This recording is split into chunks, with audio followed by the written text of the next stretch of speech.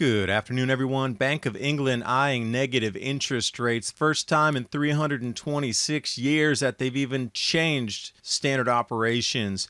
Well, they need to coming into inflate away the new money. Central bank is central for all industry across the planet. And we see during grand solar minimums, governments shift centralization and central banking. The very way that money is perceived and used also changes. So when we come into this new E.S.T grand solar minimum, which has already started, this switch to central bank digital currencies would be expected. The new era is in front of your eyes. You're already seeing the changes. So I thought I would bring you the emergency ration bar recipe at home so you have some tasty snacks during Lockdown 2.0. And just a quick word from this video's sponsor. You know, if you'd worked for a company for years before COVID came along and they let you go, you may have left some treasure behind. Your old 401k or IRA could be worth thousands, and it's still working for your old firm, not you. So if you're a bit uncertain about what the future holds right now, and how you can convert your old 401k or IRA into a gold or precious metals-backed IRA, it's worth jumping on the phone and calling the team at Noble Gold. 877-646-5347, and the link's in the description box below.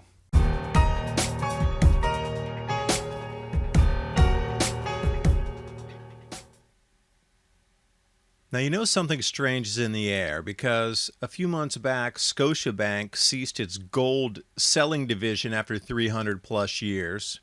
Now we have the Bank of England doing something that it's never done before in its 326-year history. Negative interest rates. Well, every government across the planet is going to do this. But when the Bank of England was formed with the central bank, it was during the Maunder Minimum. At the end of it in 1694, after the tumultuous time had passed, the weather was stabilizing, crops were starting to grow again.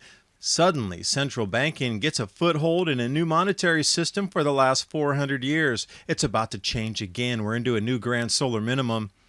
And going into negative interest rates with 2 decimal points, you can't really do much with that. But 18 decimal places.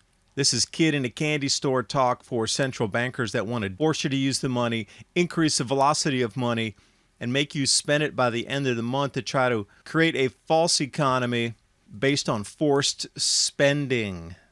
And through the World Economic Forum and the Bank of International Settlements website, I jumped over and pulled out this DLT, Distributed Ledger Technologies. 24 countries are using it, experimenting with it. 2,500 patents with it. 90 corporations, that's far higher now. And 80% of banks predicted to initiate DLT by 2017. Oh, I forgot to tell you, this chart was from 2016. How far do you think they've come on the central bank digital currencies since this time? 90 central banks were engaged in this 4 years ago. So right over at the Bank of International Settlements, it even tells you the CPMI is the Committee on Payments and Market Infrastructures, and all of these are official senior members. Do you see your country's central bank in this list? If it is, it's going to a central bank digital currency because everything you know is going to evaporate across the economy. The grand solar minimum, I really believe, is a catalyst for change of monies through history, even back to 3000 BC.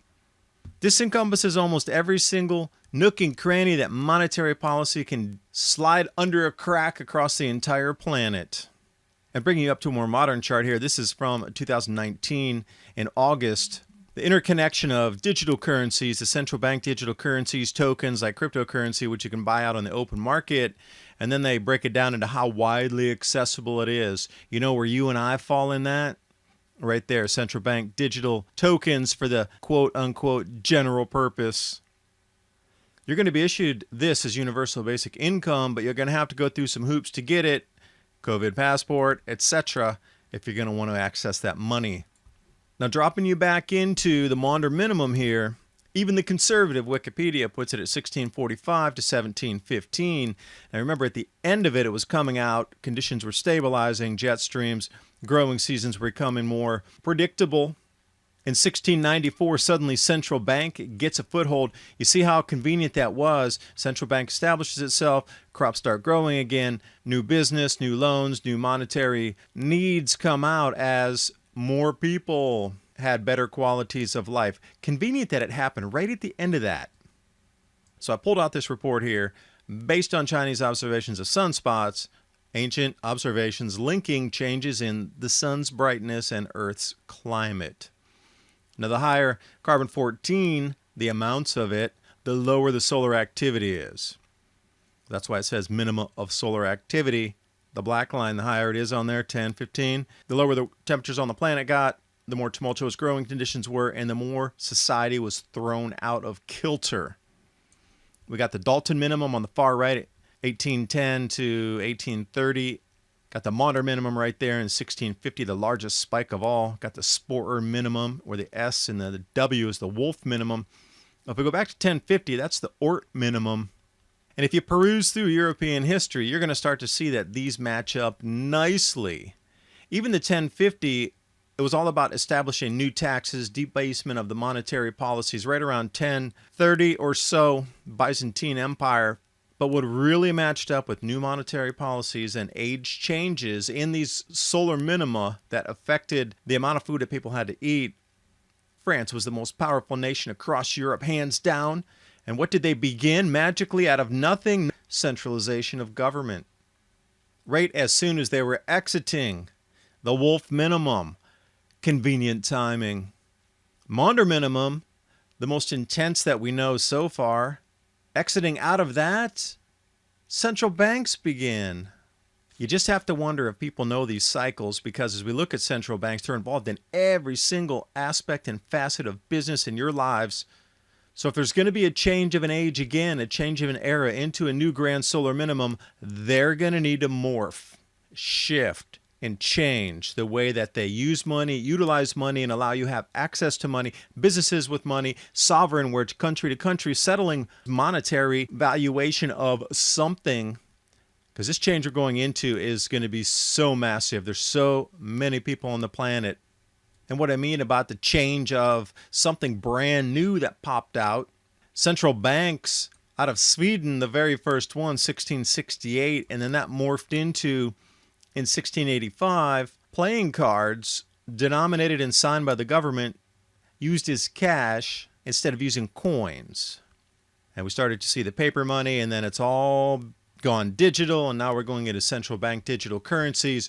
Right, as you guessed it, we're entering into this new grand solar minimum. So to add a little bit of color to the black and white chart there, the areas of time that were the real focus of this report were the Sporer, Wolf, and Oort minimums with the Chinese observation of sunspots. Not so much the Maunder minimum or the Dalton minimum, but if we color that in, everywhere you see a spike higher on that, 0 to 10, 0 to 20, that's more carbon-14, less solar activity. So you see the ebbs and flows through our human civilization, and strangely enough, right around 3000 BC, if you use the history of money, even the conservative Wikipedia's history of money, we find that magically 3000 BC, the first recorded weights of currency and measure, Bronze Age, commodity money. And if you see that next large spike there at around 1000 BC, you're not going to believe it. Standardized coinage arises. From about 1000 BC, the Chinese used small knives, spades made of bronze, cast silver, standardized weights, measures, and punched metal discs. Next dropout in temperature right around 500 BC, first stamped money, having the mark of authority in the form of a picture of a word. You can see it through history how money changes when these grand solar minimums arrive. It has to be something with the value of food to guarantee payment, because so much is thrown out of kilter in the everyday workings of trade and barter. Whatever it is, new systems arise every single time. And here we are at the cusp of a new grand solar minimum. It's already begun. Solar cycle 25 is far, far, far behind where it should be. We're at 31 days of no sunspots in a row, going into solar maximum. So the intensity and activity in the sun is not anywhere forthcoming or going to be close to what the experts have said. But what is manifesting is the central bank digital currency and the shift of a new era of the way money works. So food's going to be a new commodity, a new barterable, tradable. And while you're locked down through autumn and into winter, here's a homemade recipe for emergency ration bars. They look incredibly delicious, and I thought I'd bring this to you here.